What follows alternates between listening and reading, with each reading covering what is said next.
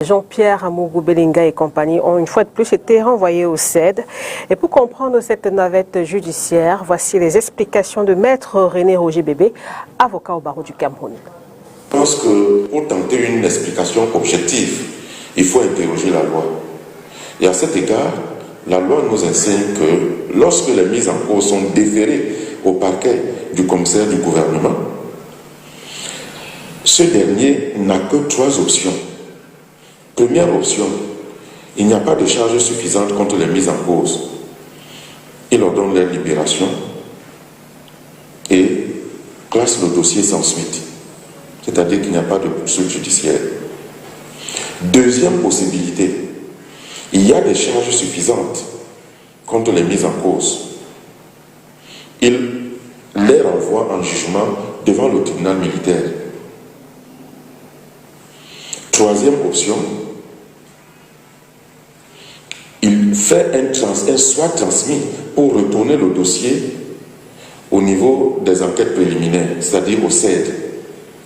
Alors, si donc, comme vous le dites, le dossier a été une deuxième fois retourné au CED, c'est que nous nous situons inéluctablement dans cette troisième hypothèse, qui est que le commissaire du gouvernement a sollicité un complément d'enquête.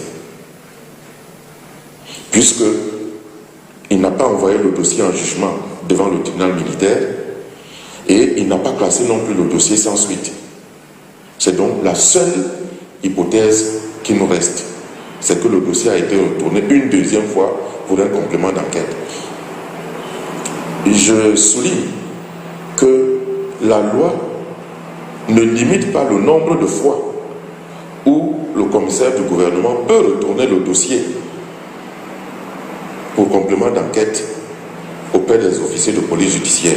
Il ne limite pas le nombre de fois. Donc, voilà la seule hypothèse plausible et objective qui me semble à même d'expliquer ce deuxième retour. Parce qu'il ne faut pas oublier que nous sommes ici face à un dossier extrêmement complexe. Et les compléments d'enquête qui sont ordonnés tendent effectivement à approfondir les enquêtes, soit pour chercher de nouveaux éléments de preuve, soit pour élargir l'enquête à d'autres personnes qui n'y ont pas été incluses jusque-là. N'oubliez pas que il se dit que l'autorisation avait été demandée pour entendre certaines personnes qui jusque-là n'avaient pas encore été entendues. Alors, est-ce que la personne qui avait été requise pour autoriser ces auditions avait déjà réagi? On ne saurait le dire. Maintenant, le délai de 10 jours qui avait été imparti pour la dernière mise en garde à vue et arrivant à expiration, il était normal que les enquêteurs retournent le dossier auprès du commissaire du gouvernement pour qu'il avise s'il est satisfait ou non. Cela peut donc expliquer pourquoi le dossier a été une fois de plus retourné au CED. Parce que nous n'oublions pas également le délai de 15 jours imparti, je crois, par l'article 11 de la loi du 23 décembre 2014 sur le terrorisme.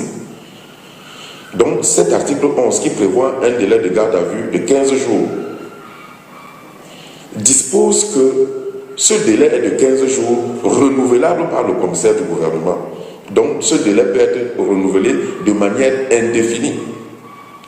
Nous ne sommes donc pas, à proprement parler, dans une hypothèse saugrenue ou extraordinaire. Nous sommes dans une hypothèse prévue par la loi.